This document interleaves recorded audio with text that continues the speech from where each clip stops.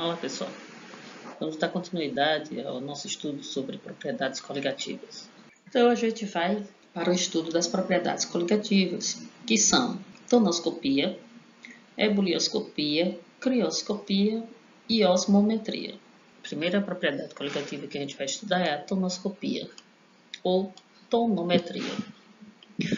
Então o efeito tonoscópico é a diminuição da pressão de vapor de um líquido por adição de um soluto não volátil. Então veja, a gente vai ter aqui a adição de soluto no solvente e vai verificar exatamente que alterações esse soluto vai promover em relação à pressão de vapor desse solvente.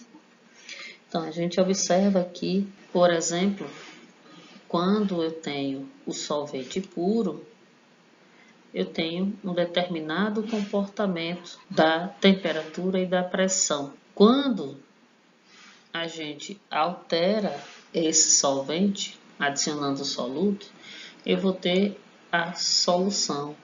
Essa solução vai ter propriedades diferentes do solvente puro. Ora, quando eu adiciono o soluto, eu vou ter um aprisionamento das moléculas de água. Esse aprisionamento provoca uma maior dificuldade. A pressão constante, a gente observa que a temperatura vai aumentar. Vai aumentar justamente, eu vou ter que transferir uma maior quantidade de calor para que a substância passe então para o estado de vapor. Existe a lei de Raoult, a pressão da solução ela é proporcional à pressão do solvente puro. Essa proporção aqui vai depender justamente das características do solvente. Vamos ao exercício.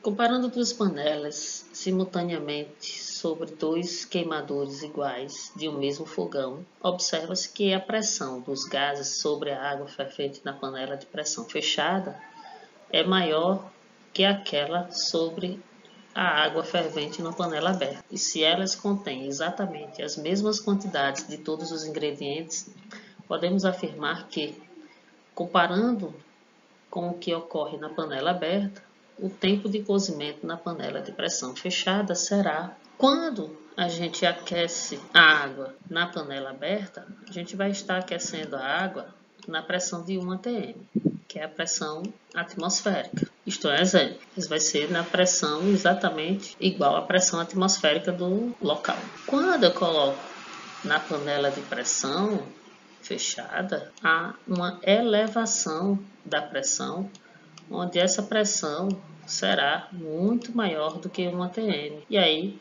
a gente já sabe dos estudos anteriores de que quando eu aumento a pressão, eu aumento também a temperatura de ebulição. E se elas contêm exatamente as mesmas quantidades de todos os ingredientes, pode-se afirmar que, comparando o que ocorre na panela aberta, o tempo de cozimento na panela de pressão fechada será, ora, se eu estou cozinhando com uma temperatura mais elevada, o meu tempo de cozimento será menor. Então, o tempo de cozimento na panela de pressão fechada será menor, pois a temperatura de ebulição é menor, errado. Será menor, não porque a temperatura de ebulição é menor, e sim porque a temperatura de ebulição será maior. Será menor, pois a temperatura de ebulição será maior, sim, esta é a alternativa correta. O tempo de cozimento será menor, pois a temperatura de ebulição não varia com a pressão, errado, a gente já viu que a temperatura de ebulição varia com a pressão. Será igual, pois a temperatura de ebulição independe da pressão, errado, a gente já viu que ela depende sim da pressão. E maior, pois a pressão será maior. Errado, será menor, porque com a pressão maior, a gente vai ter uma maior também temperatura de ebulição. Então, a letra certa é a letra B. Por hoje é só. Até a próxima.